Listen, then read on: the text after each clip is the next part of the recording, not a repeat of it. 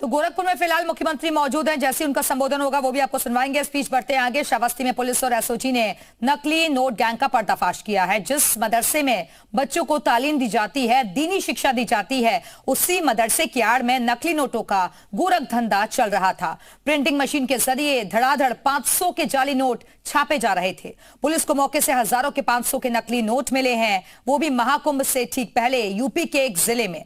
ऐसे में सवाल खड़ा होता है कि क्या इन नकली नोटों की खेप को महाकुंभ में खपाया जाना था? क्या महाकुंभ में आने वाले साधु संतों और श्रद्धालुओं को जाली नोटों के जरिए ठगा जाना था?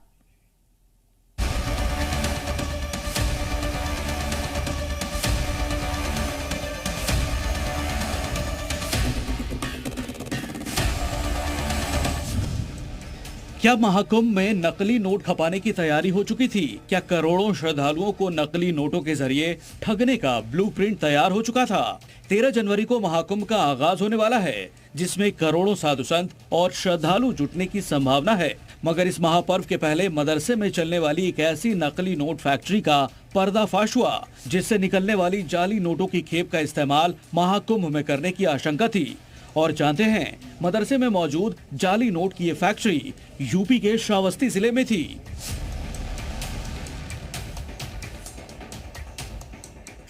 यूपी पुलिस और एसओजी की टीम को नकली नोट छापने के ठिकाने से जुड़ा इनपुट मिला। इस इनपुट के आधार पर श्रावस्ती की एक मदरसे में छापेमारी की गई। यकीन मानिए, मदरसे में खुलेआम असली नोटों के जरिए नकली नोट बनाए जा रहे थे और मदरसे में चल रही इस नकली नोट फैक्ट्री का मास्टरमाइंड खुद मदरसे का मैनेजर था।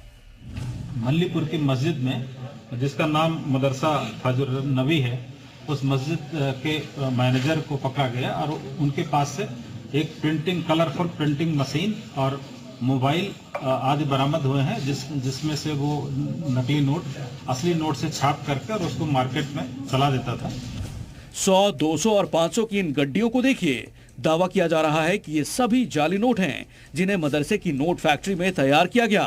पुलिस ने आरोपियों के पास से नकली नोट छापने की मशीन भी जब्त की है। कारतूस के साथ साथ नोट छापने के लिए इस्तेमाल की जाने वाली स्याही भी शामिल है।